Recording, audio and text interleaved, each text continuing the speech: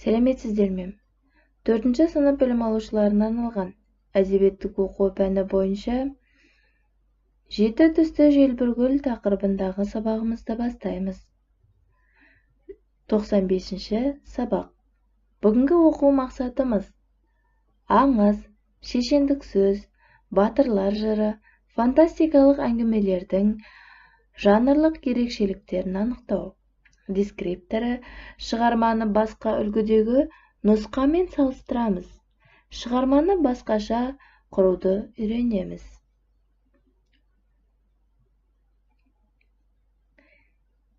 Жеті түсті желбіргүл ертегінің жалғасы.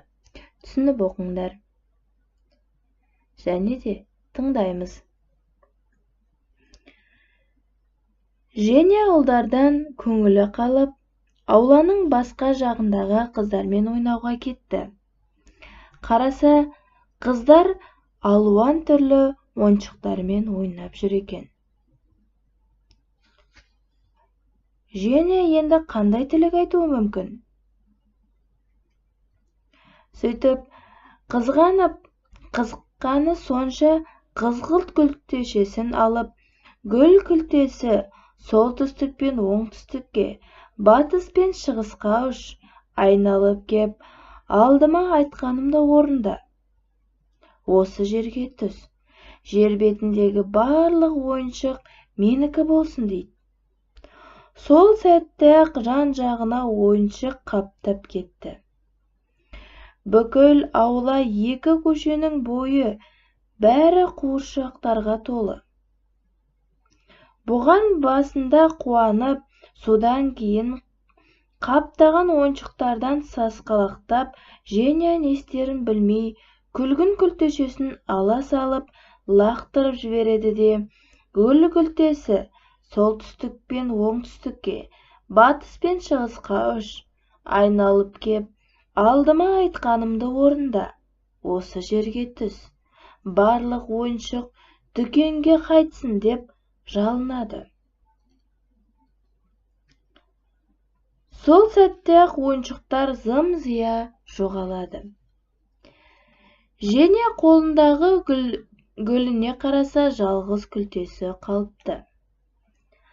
6 күлтешесін мәнсіз жұмсап қойыпты. Ол басқа серуенге шығып еді, қақпаның алдындағы орындықта сүйіп-сүйкімді бала отыр екен. Бұзық бала емес сияқты деп ойлаған Женя онымен таныспақшы болды. Атың кім? Ветя. Өзіңше?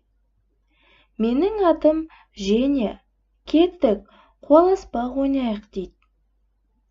Мен жүгіре алмаймын. Аяғым жарамайды дейді.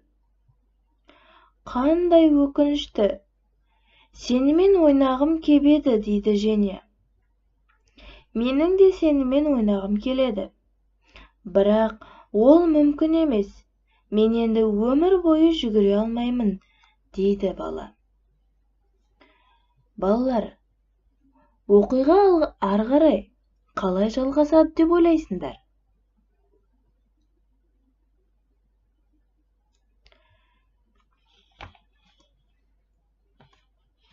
Ол айтады: не дегенің? Деп Женя қалтасынан соңғы көк күлтешені суырып алды.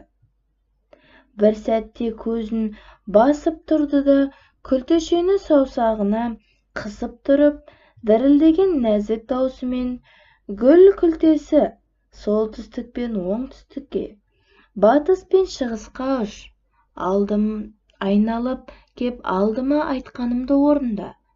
Осы жерге түс. Ветяның аяғы жазылсын, дені сау болсын дейді. Сол сәтте-ақ Ветя орнынан атып тұрып, Женямен бірге жүгіріп, ойнап кетті. Жүгіргені сонша, Женя қанша тырысса да, оны қуып жете алмай қалады.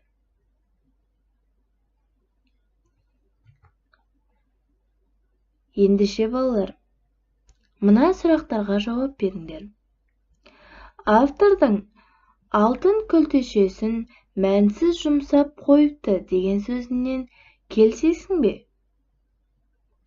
Женя Витяның өмірін қалай өзгертті?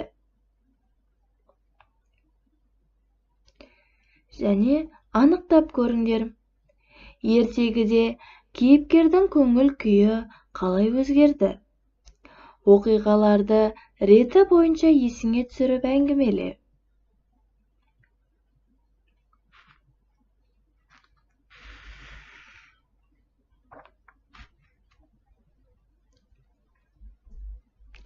Және қорытындыла. Ертегінің негізгі ойын мақал-мәтелмен байланыстырып пікіріңді айт. Жақсы ісімен жақсы. Мәтін мазмұны бойынша жоспар құрып жаз. Осылы тапсырмалар бойынша кері байланыс жасаймыз. Ендеше бүгінгі сабағымыз аяқталды. Сау болыңыздар.